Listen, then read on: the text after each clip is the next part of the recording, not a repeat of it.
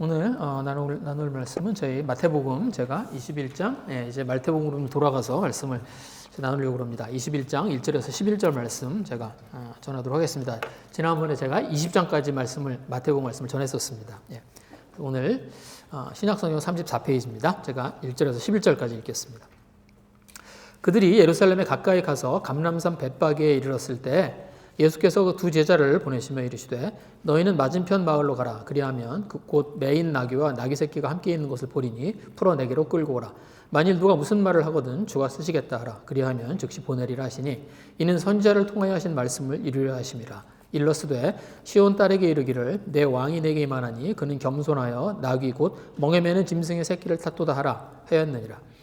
제자들이 가서 예수께서 명하신 대로 하여 나귀와 나귀 새끼를 끌고 와서 자기들이 겉옷을 그 위에 얹음에 예수께서 그 위에 타시니 무리의 대다수는 그들의 겉옷을 길에 펴고 다른 이들은 나뭇가지를 베어 길에 펴고 앞에서 가고 뒤에서 따르는 무리가 소리 높여 이르되 호산나 다윗의 자손이여 찬송하리로다. 주의 이름으로 오시는 이여 가장 높은 곳에서 호산나 하더라. 예수께서 예루살렘에 들어가시니 온 성이 소동하여 이르되 이는 누구냐 하거늘 무리가 이르되 갈릴리 나사렛에서 나온 선지자 예수라 하니라. 여기까지 읽겠습니다. 저희가 마태복음으로 다시 돌아왔습니다. 제가 그동안 저희 사무엘 가지고 말씀 전했었는데, 제가 마태복음으로 돌아온다고 이렇게 생각을 하니까 제가 이렇게 마음에 기쁨이 좀 있었습니다. 그래서 예수님 이야기를 하는 게 즐겁죠. 그렇죠. 그래서 이제 예수님 이야기로 돌아온다고 그러니까 제가 이렇게 좋아하는 걸 하려고 그러면 이렇게 하기도 전부터 재밌잖아요. 그런 거. 낚시하시는 분들은 그런 거 알죠. 낚시를 시작 안 해도 막 재밌어 해요. 근데 그런 것처럼 제가 이 마태복음으로 돌아온다고 그러니까 이렇게 마태복음을 이렇게 묵상하기도 전부터 마음이 좀 즐겁고 그랬었습니다. 그래서 역시 예수님 이야기를 해야 마음에 즐거움이 이렇게 있는 것 같아요. 그래서 오늘 본문은 예수님이 6월절에 마지막 6월절을 보내시기 위해서 예루살렘에 들어오시는 그 이야기입니다. 그래서 이게 예수님의 마지막 예루살렘 방문이에요. 그리고 이제 이렇게 예수님이 이제 예루살렘에 오셔서 그리고 이제 일주일 후에 이제 붙잡히시고 그리고 이제 십자가에서 돌아가시게 됩니다. 그래서 오늘 이제 마지막으로 예루살렘에 들어가시는 그 장면입니다. 그래서 예수님이 나귀를 타고 이제 예루살렘에 들어가세요. 근데 예수님이 나귀를 타고 갈릴리부터 이렇게 나귀를 타고 쭉 오셔서 그래서 이제 예루살렘으로 나귀를 타고 이렇게 마저 들어가신 게 아닙니다. 그리고 예수님이 예루살렘에 거의 도착하셔서 그래서 그 예루살렘에 거의 도착하신 곳에서 나귀를 타고 들어가신 거예요. 그래서 예수님 예루살렘에 거의 오셨거든요. 그런데 그 벳바게로 하는 마을에 그 제자들을 보내서 이제 그 나귀를 끌어오라고 그렇게 얘기를 합니다. 그래서 오늘 그 1, 2절 말씀이 그 말씀이에요.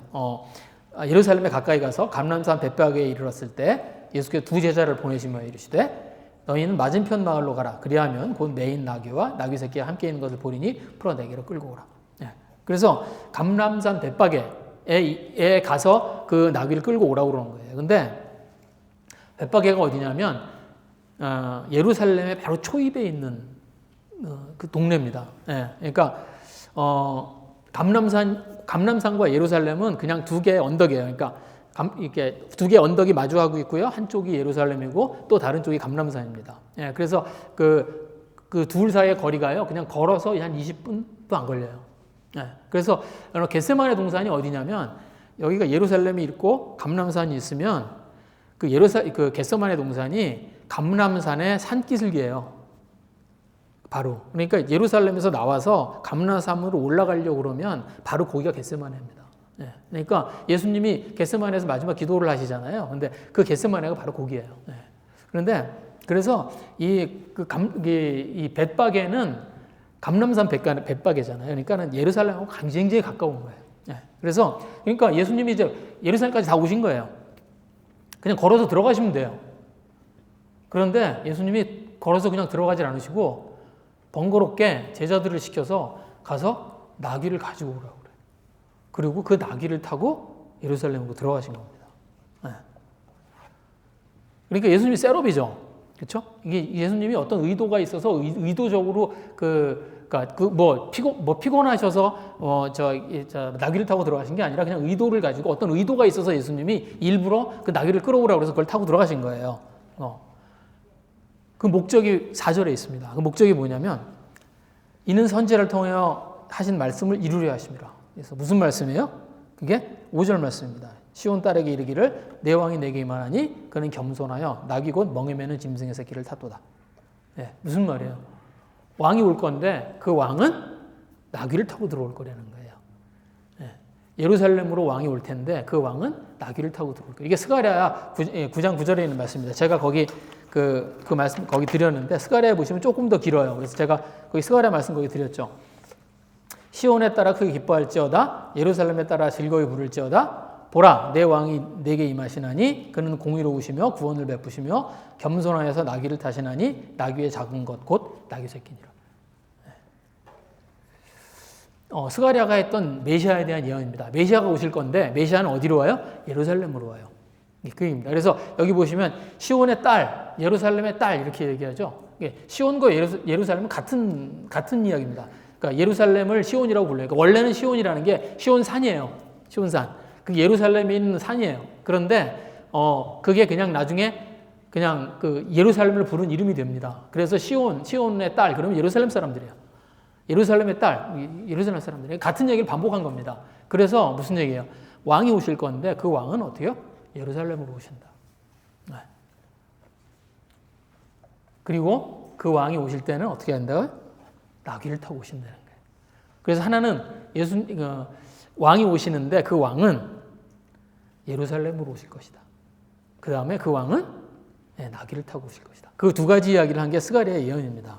그래서 예수님이 그 스가랴의 예언의 말씀을 이루려고 예수님이 일부러 예루살렘에 오셔서 그냥 들어오시질 않고 나귀를 끌어오라고. 그래서 그 나귀를 타고 그러고 들어가신 거예요. 네. 왜? 예수님이 어떤 분인지, 예수님이 누구인지 알려주려고. 예수님이 그냥 온 게 아니라 예수님이 지금 그들이 기다리고 있는 메시아로 오셨다고 하는 걸 그들에게 의도적으로 알려주기 위해서 예수님이 이걸 하신 거예요. 이게 일종의 코스프레잖아요. 예수님이 그걸 하신 겁니다. 그래서 그 나귀를 타고 들어가신 거예요. 예수님이 자기가 누구인지에 대한 이야기를 성경에 보시면 여러 군데 이렇게 흘려놓으셨습니다. 그래서 여기도 그 중에 하나예요. 그러니까 예수님이 이 일을 일부러 하셔서 예수님이 어떤 분이신지 예수님의 정체가 뭔지를 알려주려고 그러시는 거예요. 그래서 그리고 예수님이 저희가 그것을 알아들일 때 굉장히 좋아하십니다. 그러니까 예수님이 그러니까 제가 지금 골로새서 공부 같이 하고 있는데 거기 보면 그 비밀이라고 하죠. 미스테리온. 미스테리라고. 예수님이 자기가 누구인지를 알리고 싶으세요. 숨기고 싶은 게 아니라 예수님이 그거를 다른 사람들이 내가 누군지에 대해서 알기를 원하십니다. 그래서 여기저기에 그 예수님이 어떤 분인가, 예수님이 내가 하나님이다라고 하는 것에 대한 힌트들을 여기저기에 이렇게 흩어놓으셨어요. 그리고 그것을 알아볼 때 예수님이 굉장히 기뻐하십니다. 여러분 가이사랴 빌립보에서 예수님이 제자들한테 이렇게 물어보시죠. 기억하세요? 예수님이 가이사랴 빌립보를 가셨을 때 제자들한테 물어보세요. 사람들이 나를 누구라 하느냐? 그리고 물어보세요. 그랬더니 제자들이 어떤 사람들은 침례 요한이라고 하고 어떤 사람들은 엘리야라고 하고 어떤 사람들은 예레미야라고 하고 그렇게 얘기합니다. 그러니까 예수님이 질문을 바꾸세요. 그러면 너희는 나를 누구라 하느냐? 이렇게 물어보세요. 그러니까 베드로가 뭐라 그래요? 주는 그리스도시요 살아계신 하나님의 아들입니다. 이렇게 대답을 해요. 그러니까 예수님이 너무 좋아하세요. 너무너무 좋아하세요. 그래서 베드로한테 뭐라고 그러냐면 바요나라고 그러죠. 요한의 아들. 그러면서 내게 복이 있도다. 예수님이 베드로 칭찬한 적 없어요. 성경에 베드로 칭찬받은 거 없어요. 베드로가 주로 똥볼 찹니다. 주로 똥볼 차요. 그런데 베드로가 이 이야기를 해서 베드로가 예수님이 너무 기뻐하시고 베드로한테 바요나 요한, 야, 내가 복이 있도다. 그리고는 뭐라 그래요? 내가 베드로라. 그리고 내가 이 반석 위에 교회를 세우리라. 그 얘기를 하세요. 그래서 너무 기뻐서 그때 예수님이 가지고 계신 어떤 그 예수님의 그 계획들을 그 자리에서 막 쫙 풀어놓으세요. 예, 그래서 제가 거기 있어요. 제가 거기 드렸어요. 예, 여기 있습니다. 예, 그죠? 마태복음 16장에 있는 내용이 그거예요. 예. 그래서 내가 내게 이르노니 너는 베드로라. 내가 이 반석 위에 내 교회를 세우려니 음부의 권세가 이기지 못하리라. 예. 그리고 이제 거기 제가 18, 19절은 안 드렸는데 이제 열쇠를 주노니 그 열쇠 내가 여기서 열면 천국에서도 열리리라. 그래서 그런 아주 기쁨에 있어서 그런 이야기를 막 베드로한테 하십니다. 네. 그죠? 그러니까 예수님이 알아들일 때 예수님이 참 기뻐하십니다. 그죠? 그래서 우리가 예수님을 알아들여야 돼요. 알아들여야 돼요. 우리가 우리 마음으로 예수님을 인정해 드려야 돼요. 그때 예수님이 기뻐하세요. 근데 그 예수님을 우리가 분명히 알아서 그 예수님을 인정하는 게 아니에요.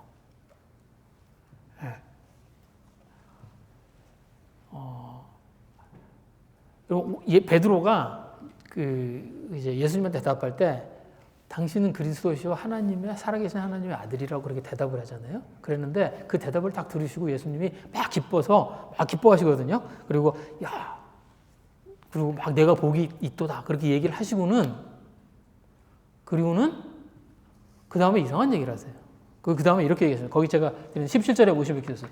바요나 시모나 내가 복이 있도다. 그리고는 그 다음에 이를 내게 알게 하니는 혈육이 아니요 하늘에 계신 내 아버지시냐. 여기 혈육이 뭐예요? 이 혈육이 가족이 아니에요. 여기 잘못 읽으시면 안 됩니다. 이 혈육이라고 이렇게 우리 말로 그냥 혈육이라고 그랬는데 이게 blood and flesh입니다. 이게 그러니까 그냥 사람이 피와 살로 되어 있잖아요. 그러니까 그냥 인간적이라는 얘기가. 그러니까 이게 이를 내게 알게 하니는 혈육이 아니다. 그러니까 이거 네가 알아낸 거 아니라는 거예요. 너의 인간적인 그런 생각으로 네가 알아낸 거 아니라는 거예요. 네 인간적인 생각으로는 알 수 없다는 거예요. 하나님을 어떻게 인간적인 생각으로 알아요? 예, 그건 네가 알아낼 수 없다는 거예요. 그 얘기하시는 겁니다. 예. 그래서 이는 혈육이 아니요 하늘에 계신 내 아버지냐. 이건 하나님이 너한테 가르쳐 준 거다. 예. 무슨 말이에요? 네가 알면 뭘 알아? 그죠?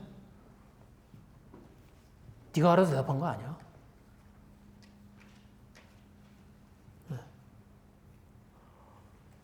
저희들이 예수님을 이렇게 인정하려고 이렇게 저희들의 마음에서 이렇게 믿어드리고 인정하려고 그러면 의심이 생깁니다.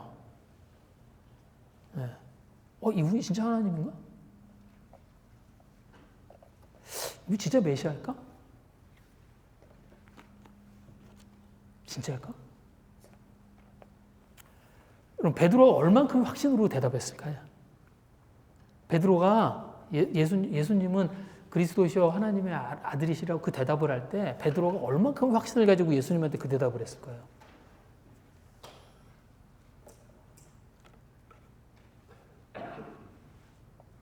베드로가요. 그 뒤에 이거 뭘 보면 아시냐면 그 뒤를 보면 아세요. 그 뒤에 보면 이제 예수님에게 그 제자들이 진짜 예수님 하나님이냐고 물어보는 게 이제 이제 뒤에 이제 나옵니다. 그래서 이 제자들이 예수님이 부활하실 때까지 그들이 부활하신 모습을 볼 때까지 이들이 이분이 진짜 하나님이고 진짜 예수님 메시아라고 하는 사실에 대해서 계속 의심해요.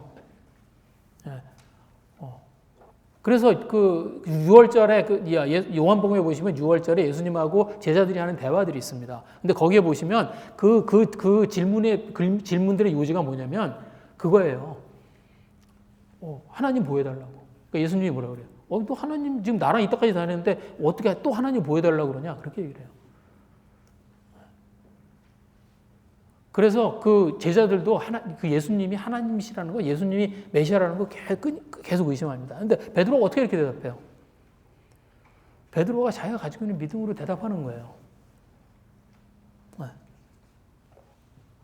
예수님이 그리스도라는 사실에 자기의 믿음을 드리는 거예요. 그리고 예수님 앞에 주는 그리스도시라고. 그리고 하나님의 아들이시라고.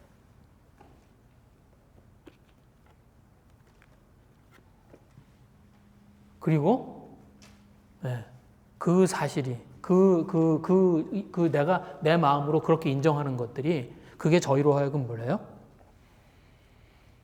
그 하나님이 그 예수님이 하나님이시라는 것을 알게 만들어줍니다.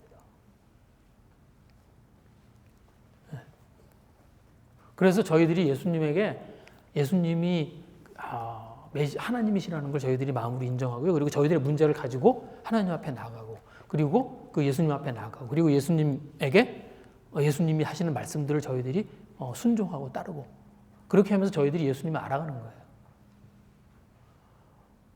저희들이 이런 질문을 할 수 있습니다. 예수님을 알아야 믿는 거 아니에요?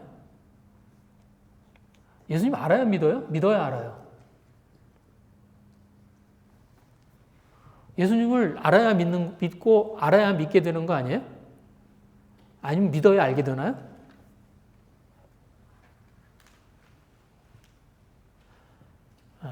저희들이 하나님을 믿는 건 하나님과 인격적인 관계를 맺어가는 겁니다. 그래서 우리들이 하나님과 인격적인 관계를 맺을 때 저희들이 그러죠. 사람하고 저희들이 관계를 맺잖아요. 저희들 사람하고 관계를 맺을 때, 그렇죠. 지금 여러분들, 덥죠?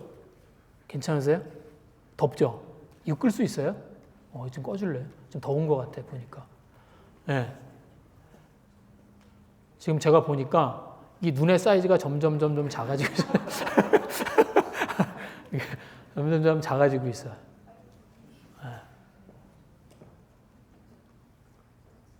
저도 더워요.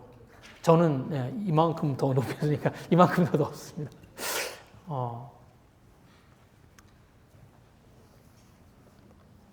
그렇죠. 하나님을 믿는다고 하는 건 하나님과 인격적인 관계를 맺어가는 거예요. 근데 저희들이 사람들과의 관계를 맺을 때도 그렇습니다. 여러분 지금 이렇게 저희들은 서로 잘 알고 지내는 이제 관계들이죠. 그리고 이 중에는 이제 결혼하신 분들도 있고 그래요. 근데 처음 만났을 때 이렇게 딱 믿음이 갔어요?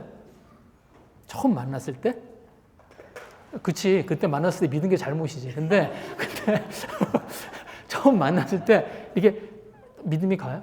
여러분 누구를 만날 때, 누구를 사귈 때, 어떤 사람을 친구를 삼을 때 처음에 그 사람에 대한 믿음이 가요? 전혀 모르는 상태로 시작하잖아요. 그죠? 하나도 모르는 상태로 시작합니다. 그런데 저희가 어떻게 해요? 그 사람의 이야기를 듣고 그 사람의 이야기를 믿어주고, 그리고 나중에 그 사람의 이야기가 맞구나라는 사실을 확인하고, 그런 걸 통해서 어떻게 해요? 그 사람하고 관계가 생겨가는 거예요. 그래서 그것을 통해서 내가 믿음이 생기면 다시 그 사람에 대해 더 많이 알게 되고, 다시 또 또 알았다는 사실 때문에 또 믿음을 또 주고, 그래서 그것 때문에 더 깊이 알게 되고 그러는 거예요. 그래서 인격적인 관계는 인격적인 관계는 쌓아가는 겁니다. 알고 믿고 알고 믿고 알고 믿고, 이게 쌓아가는 거예요. 그래서 저희들이 저희들이 사람들과의 관계를 믿음으로 시작했던 것처럼, 그래서 지금은 꽤 믿으시죠? 지금은 자기 남편과 아내, 굉장히 조심스럽네. 네.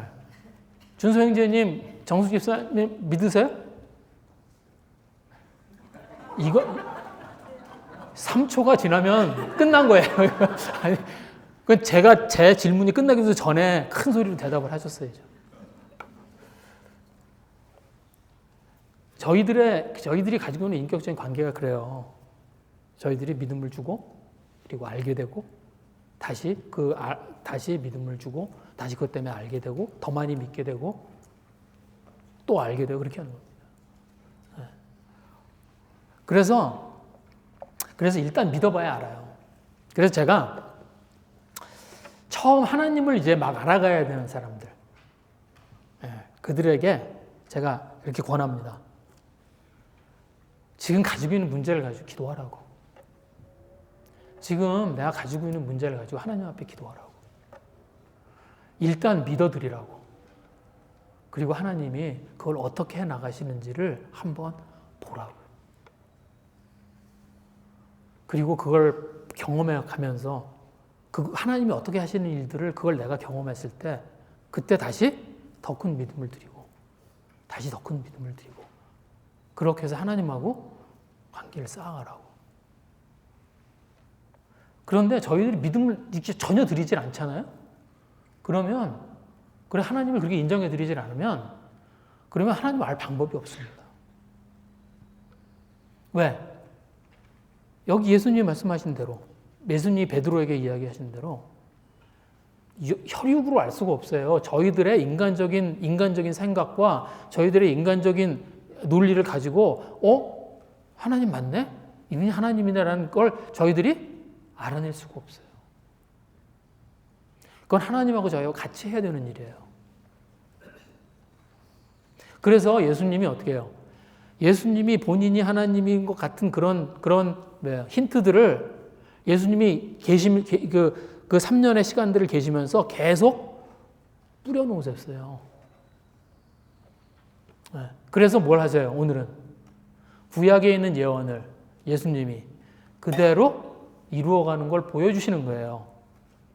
그래서 예루살렘에 들어가기 전에 스탑!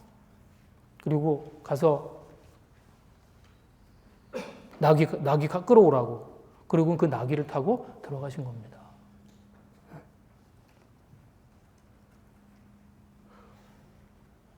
그런데 나귀를 타세요. 그냥 나귀도 아니야. 나귀 새끼를 타세요. 여기 보시면 나귀와 나귀 새끼를 끌어오잖아요. 그런데 나귀와 나귀 새끼를 끌어왔는데 예수님이 타신 건 나귀 새끼예요.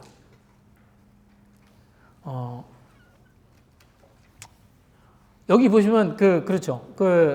제가 거기 스가랴의 말씀에 보면 그렇게 되어 있습니다. 내 왕이 임하시나니. 왕이 와요. 왕은 말을 탑니다.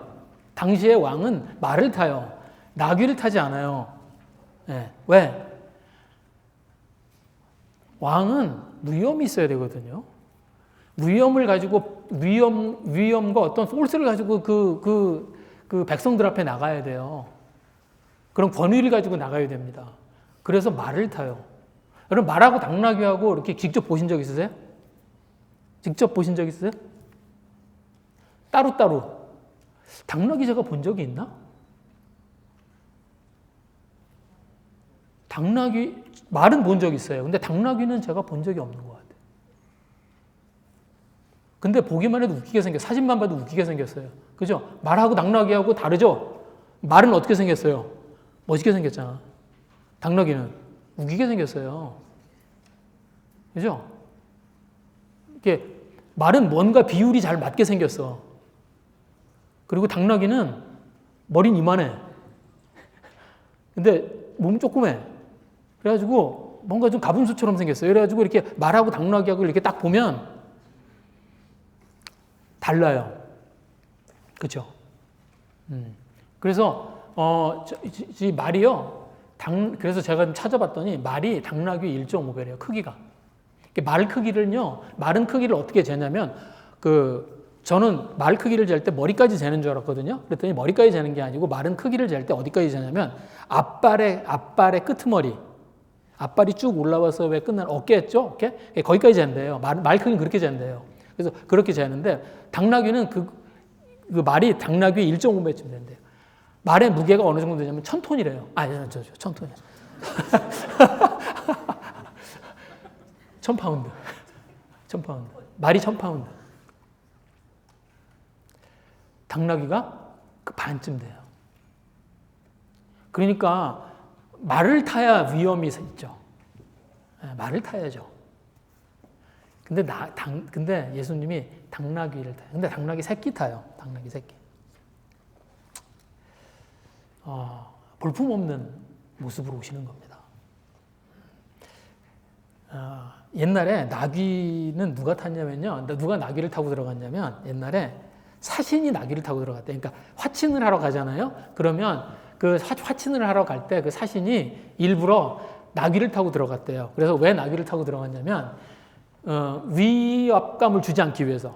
내가 평화를 지금 화친을 하러 왔고 내가 어떤 그 상대 그 나라로 하여금 내가 어떤 그 나라에 대해서 어떤 위협을 주거나 아니면 뭐 좀 어떤 자기들의 좀 위압감을 주지 않으려고 일부러 나귀를 타고 들어갔다 그래요. 그래서 나귀를 타고 들어오면 그러니까 나귀를 타고 들어오면 그런 상징적인 의미를 가지고 있었다 그래요. 그러니까 나귀는 그럴 듯하는 거예요. 나는 너를 해칠 마음이 없다. 나는 너와 화친을 하고 나는 너와 잘 지내고 싶다. 그런 표현이에요. 그래서 예수님이 그래서 나귀를 타신 것 같아요. 그런데 예수님이 나귀 새끼를 타셨어요. 근데 너무 웃기는 겁니다. 여러분 나귀 새끼는 나귀를 타도 좀 모습이 좀 웃긴데 나귀 새끼는 이렇게 타면 여기 지금 나귀 새끼가 작은 새끼예요. 타면 아마 굉장히 좀 우스꽝스러울 거예요. 모습이. 여기 마가복음에 제가 여기 마가복음에 드렸는데 마가복음에 보시면은 뭐라고 되어 있냐면요. 그 나귀가 이렇게 되어 있습니다. 그러니까 나귀를 가서 이제 데려오라고 그렇게 이제 가서 가지고 오라고 예수님이 말씀하실 때 끌고 오라고 그럴 때 마가복음 11장 2절에 보시면 이렇게 되어 있어요. 너희는 맞은편 마을로 가라. 그리로 들어가면 곧 아직 아무도 타보지 않은 나귀 새끼 이렇게 되어 있습니다. 그러니까 예수님이 끌고 오라고 그런 게 뭐냐면 아직 아무도 타지 않은 나귀 새끼예요. 무슨 말이에요? 그러니까 어떤 분들은 이걸 보고 아무도 아직 안 탄 나귀니까 예수님의 거룩한 분이니까 아무도 안 탄 나귀를 탔을 거라고 생각을 해요. 아니 그래서 그럴까요? 아무도 안 탄 나귀는 왜 아무도 안 탔겠어요? 아직 작아서 아직 짐을 싣거나 사람을 태울 만큼 크질 않은 거예요. 이 나귀가 조그만 거예요. 그래서 어미랑 같이 데리고 오잖아요. 여기 보시면 그러니까 아직 사람을 태울 만큼도 자라지 않은 나귀를 예수님이 데려오라고 그래서 그걸 타신 거예요. 애들 자전거 탄 것 같은 거예요. 그러니까 아마 예수님이 거기 이렇게 타셨으면 어땠을까요? 예수님이 발이 땅에 닿을 것처럼 그런 모습으로 그런 모습으로 그 새끼 나귀를 타고 그리고 예루살렘에 들어가신 거예요. 그리고 예수님이 그렇게 말을 타고 들어가니까 사람들이 막 이제 그 예수님을 보고 환호를 합니다. 그게 이제 8절 9절이에요. 무리의 대다수는 뭐예요? 그의 겉옷을 길에 펴고 다른 이들은 나뭇가지를 이어 길에 펴고 앞에서 가고 뒤에 따르는 무리가 소리 높여 이르되 호산나 다윗의 자손이여 찬송하리로다 주의 이름으로 오시는 이여 가장 높은 곳에서 호산나 하더라. 저희들이 이걸 읽으면서요. 야 이게 굉장히 뭐랄까요? 예수님을 환영하고 이게 굉장히 거룩한 장면인 것처럼 이게 생각을 해요. 왜 예수님이 하시는 거니까. 근데 사실은 그렇지 않습니다. 이게 뭐예요? 자, 아무것도 미리 준비되어 있잖아요. 예수님이 새끼 나귀를 타고 예루살렘으로 들어갔어. 근데 아무것도 미리 준비되어 있는 게 아니야. 그리고 사람들은 옷을 벗어서 그냥 바닥에 깔아요. 그럼 그냥 예수님이 그 나귀를 타고 그걸 지나가. 그 다음에 사람들이 거기에 나뭇잎을 깔아요. 그럼 그냥 그걸 보고 지나가요.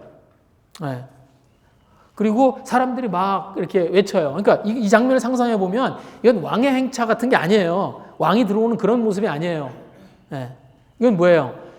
예수님이 새끼 그 나귀를 타고 막 발이 땅에 닿을 것처럼 우스꽝스러운 모습으로 막 새끼가 이게 사람을 태워본 적이 없잖아요. 그럼 얼마나 잘 가겠어요? 뒤뚱뒤뚱거리면서 가고. 예수님은 그 위에 이렇게 그 발이 닿을 정도로 그런 모습으로 타고 가시고, 그리고 주변에서 사람들이 둘러싸고 막 거기다가 뭐 옷을 깔기도 하고 그 나무짚을 깔기도 하고, 그리고 막 뒤에서 소리를 막 이렇게 환호를 하고.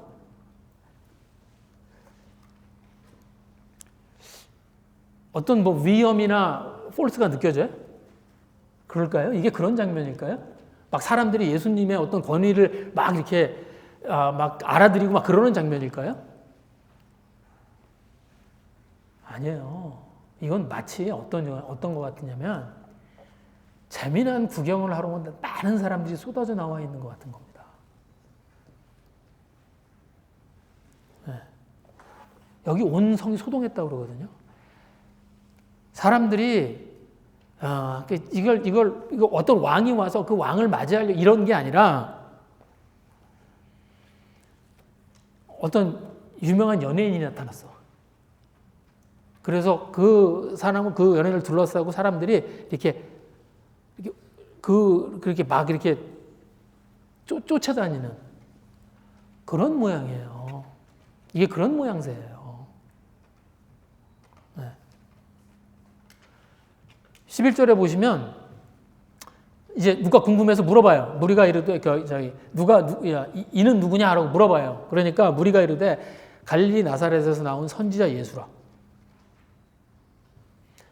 갈릴리 나사렛 출신이라고 그래요. 여러분 성경에서 지금 저희들은 나사렛 예수 그러면 굉장히 거룩하게 예수님의 어떤 그 나사렛 예수 그러면 예수님의 어떤 별칭처럼 저희도 느낍니다. 그런데 이 당시에 나사렛 예수 그러면 뭐예요? 비웃는 말이에요. 이 당시에 나사렛 예수 그렇게 이야기를 하면요. 그러면 예수님을 비웃던 말입니다.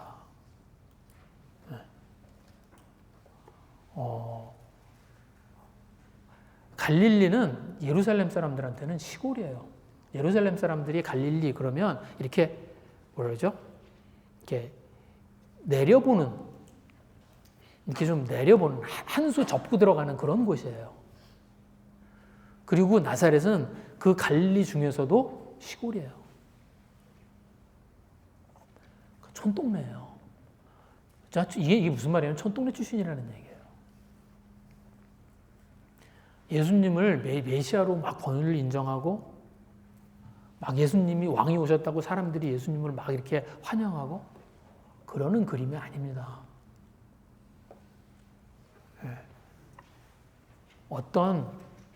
어떤 선지자 같은 사람, 그 소문이 난 어떤 사람, 그 사람이 왔다는 이야기를 듣고 사람들이 나와서 그걸 구경하고 그걸 보고 그리고 소동을 떨고 있는 그런 모습이에요.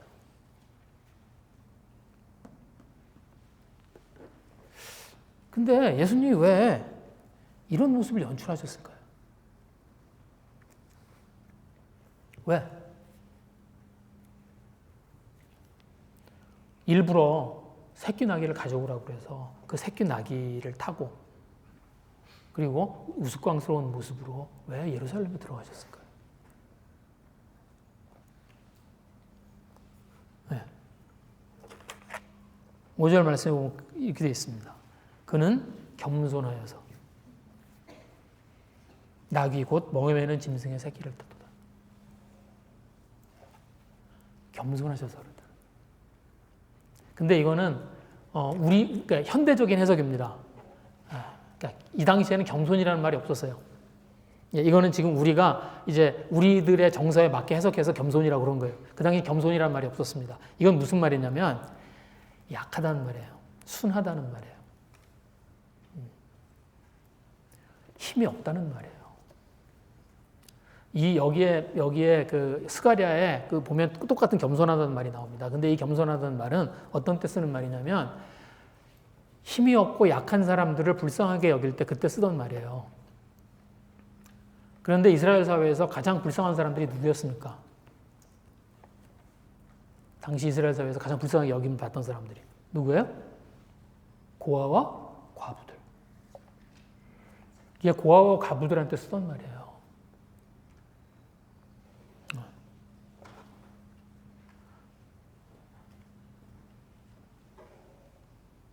아무도 해칠 수 없는 사람들.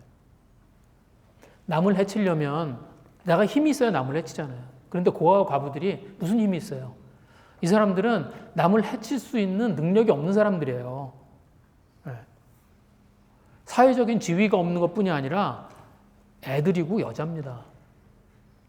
그래서 이들은 다른 사람들을 해칠 수 있는 능력이 없어요. 가장 힘이 없고 가장 약한 사람들이에요. 예수님이 어떤 모습으로? 그런 모습으로 오셨다는 거예요. 네. 예수님이 왕으로 어떤 강한 모습으로 어떤 힘을 가지고 오신 게 아니라 예수님은 가장 약한 모습으로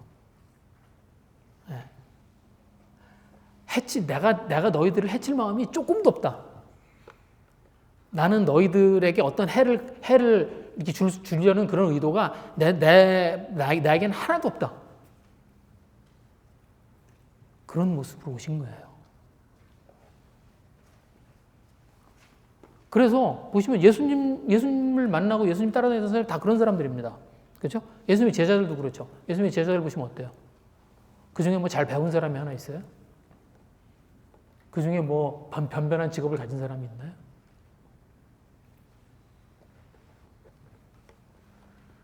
예수님이 아무도 해치거나 아무에게도 해를 가하지 않으셨습니다. 예수님은 우리를 판단하고 제압하기 위해 오신 분이 아니에요. 우리와 사귀고 그리고 뭐예요? 우리와 함께하고 싶어서 오신 분입니다. 그렇죠. 지금도 그래요. 지금도 예수님 그렇게 하세요. 제가 아까 성임 자매님이 기도했었잖아요. 기도하는 성임 자매님이 기도를 시작하면서 뭐라고 그랬냐면 어떻게 기도 시작했어요? 기억하세요? 기도 나만 들었나? 성임 자매님이 기도를 시작하면서 뭐라고 그랬냐면 지난 일주일 동안 죄를 지었다고. 그렇죠? 그러고 기도를 시작했어요. 그랬더니 여러 사람이 아멘 했어요. 지난 일주일 동안 죄 지셨죠? 안 졌어요? 잘못한 일들 있죠? 네. 다른 사람 미워해본 적 있어요? 나쁜 생각한 적 있어요? 뭔가 네. 성인 자매님 혼자만 죄를 지었나? 네. 그런데 저희 아무 일 없이 잘 지냈습니다. 그렇죠? 저희들이 알잖아요. 저희 지난 일주일 동안 저희들이 잘못한 것들이 있어요. 그런데 그것 때문에 저희들이 어떻게 해요? 무슨 벌을 받는다든지 하나님이 저희들을 그것 때문에 심판하셨다든지 그런 거 하나도 없어요. 너무 잘 지냈습니다. 네. 여러분 뭐 혹시 그 교회 다니시면서 교회를 안 왔더니 다리가 부러졌다 뭐 이런 적 있으세요? 여러분 혹시 나쁜 말 했더니 턱이 빠졌다 그런 적 있으세요? 11조를 안 했더니 사기를 당했어. 그런 적 있으세요? 아니에요. 그런 적 없습니다. 저희들은 굉장히 많은 잘못과 굉장히 많은 죄를 지으면서 살아요. 저희들의 삶 가운데. 그런데 그것 때문에 하나님이 저희들을 어떻게 벌하시거나 저희들을 어떤 궁지로 몰아넣거나 전혀 그러지 않으세요. 저희 너무 잘 지내요. 저도 마찬가지예요. 네. 뭐 목사는 죄 안 져요? 목사도 죄 져요.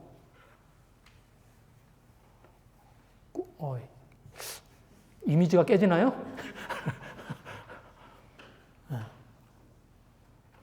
그런데 잘 지내잖아요. 왜? 하나님이 저희들을 해칠 마음이 요만큼도 없으세요. 하나님이 저희들을 해할 마음이 요만큼도 없으세요.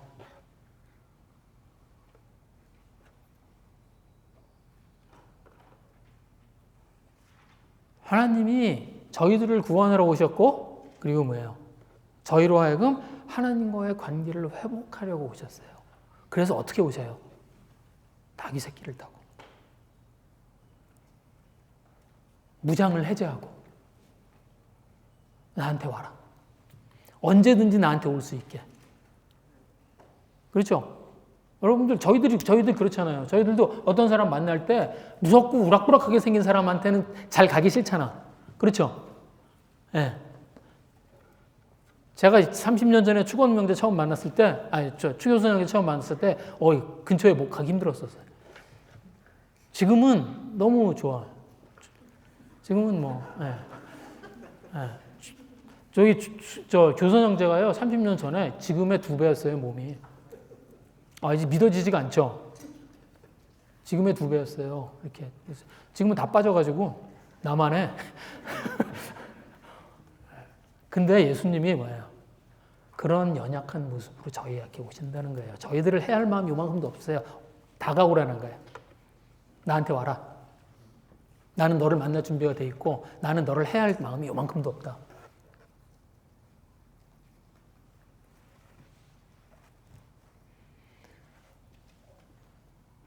그게 예수님의 저희들을 향한 마음입니다. 저희들이 다가가기만 하면 돼요. 그러면 예수님은 언제든지 저희들을 붙잡아 주시고 저희들과 함께할 준비가 되어 계세요.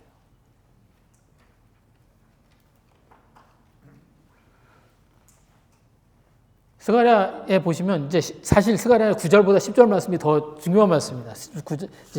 스가랴 10절에 보면 이제 이렇게 되어 있습니다. 내가 이제 그 스가랴의 그 왕에 대한 그 9절에 그 메시아의 모습을 메시아가 이렇게 올 것이라는 이야기를 하고 그리고 이제 메시아가 뭘 할지가 나옵니다. 내가 에브라임의 병거와 예루살렘의 말을 끊겠고 전쟁하는 활도 끊으리니 그가 이방 사람에게 화평을 전할 것이요 그의 통치는 바다에서 바다까지 이르고 유브라데 강에서 땅끝까지 이르리라.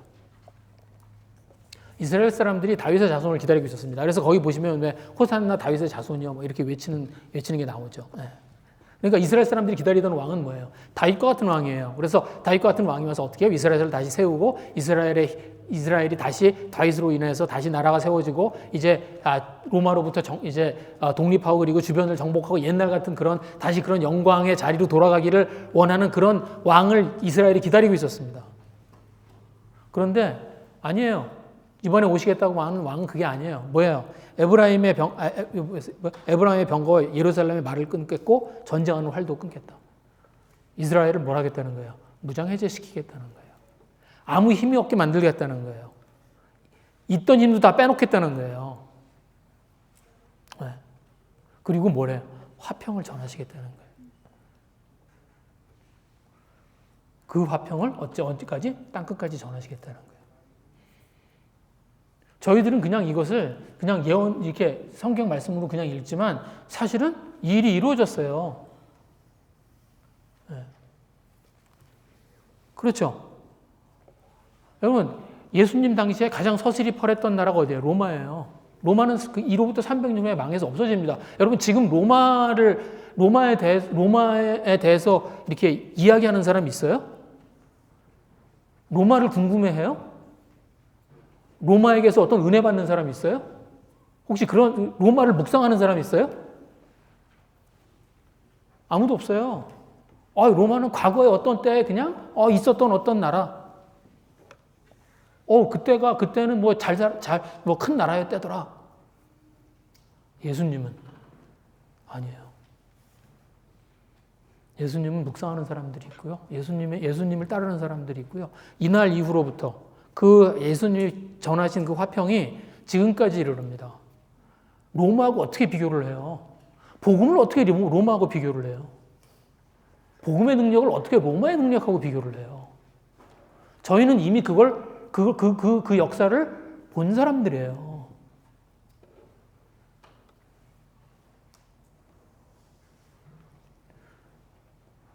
예수님을 믿으면 우리 삶에 능력이 생기고 하는 일이 잘 되고 막 10배 축복받고 이런 게 아니에요.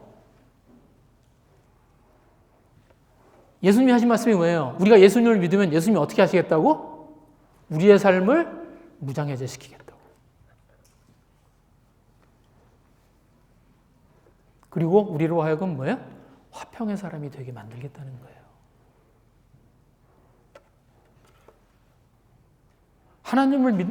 그런 얘기들이 있습니다. 하나님을 믿는 사람은 세상에서 잘 돼야 된다고. 그런 얘기 들어보신 적 있어요? 하나님 믿는 사람은 세상에서 잘 돼야 된다고. 그래서 높은 자리에 올라가서 사람들한테 영향력을 행사하고 그래서 하나님의 영광을 드러내야 된다. 그런 얘기하는 거 들어본 적 있으세요? 그런 얘기 합니다. 성경에 그런 얘기 없어요. 그리고 어디서 나온 얘기인지 모르겠어요. 그래서 우리가 열심히 세상에서 높은 자리에 올라가야 된다. 성경에 그런 얘기 없어요. 높은 자리에 있는 사람의 영향력으로 복음이 퍼졌나요? 여러분, 저희들 가운데 그런 분 있으세요, 혹시? 높은 자리에 올라간 사람을 보니까 저 사람 때문에 내가 하나님을 믿게 돼서 그런 분 있으세요? 반대는 있어요. 내가 저 사람 보니까 이제 예수 믿지 말아야 되겠다. 그런 건 봤어요.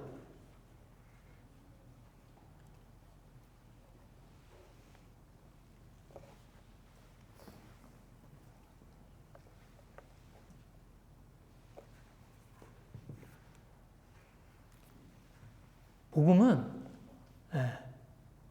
힘도 없고 능력도 없어 보이는 화평한 사람들, 그 사람들의 낮은 모습을 통해서 사람들에게 전해진 겁니다.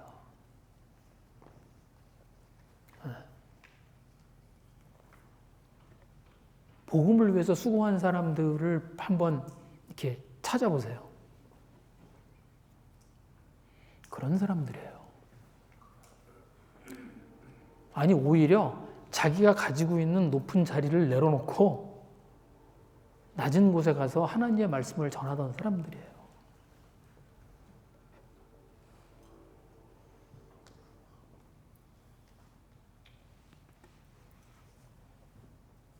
그때 하나님의 예수님의 말씀이 응하고요. 그리고 뭐예요? 예수님은 그런 사람과 같이 일합니다. 오늘 이 이야기를 시작할 때, 오늘 이 말씀 시작할 때 예수님이 뭐냐면 나귀 끌고 와라 그렇게 해요. 그렇죠? 가서 나귀 끌고 와라 그러고 두 제자를 보냅니다. 근데 말도 안 되는 일을 시켜 예수님이. 가서 너 옆에 마을에 가면 거기 묶여 있을 거거든. 나귀가 묶여 있을 거거든. 그거 끌고 와. 그 제자들도 굉장히 당황스러웠을 것 같아. 그죠? 제가 저기 승국 형제한테 저기 가서 저기 차에 있는데 저 차 끌고 와. 그러면 승국 형제가 이 사람이 뭐 잘못 먹었나? 뭐 그렇게 생각할 거 아니에요. 근데 예수님이 제자들한테 너희 둘이 가서 저기 묶여 있는 거 나귀 끌고 와.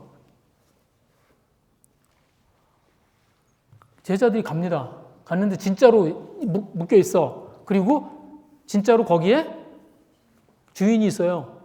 그래서 이제 그걸 풀고 있어요. 여기 보시면 풀고 있어요.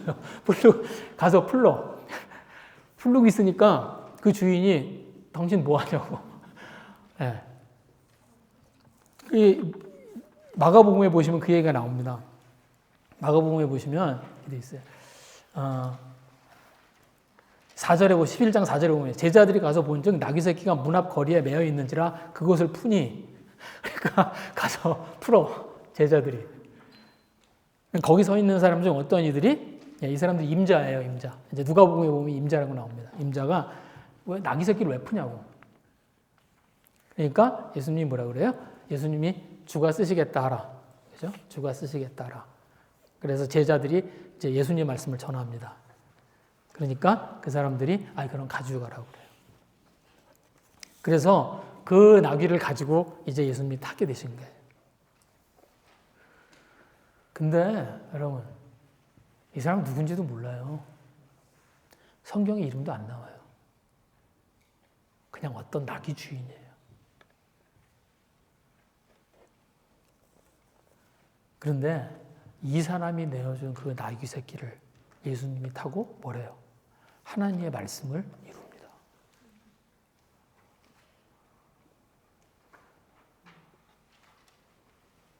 이런 사람이 화평의 사람이에요.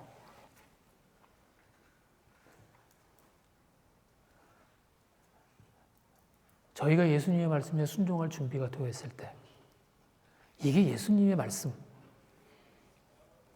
주께서 쓰시겠다 할 때 저희들을 내어줄 수 있는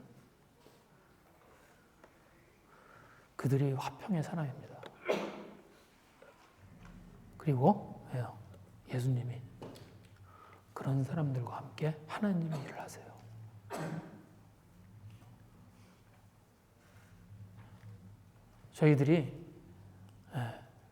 저희들의 마음을 좀 돌아봤으면 합니다. 저희들 화평의 사람인가요? 저희들은 예수님으로 인해서 무장의 제가 될 준비가 되어 있어요?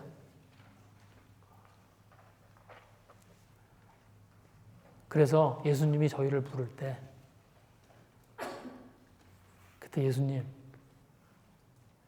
제가 예수님이 드시는 말씀, 그 말씀대로 하겠습니다. 그럴 준비가 되어 있나요?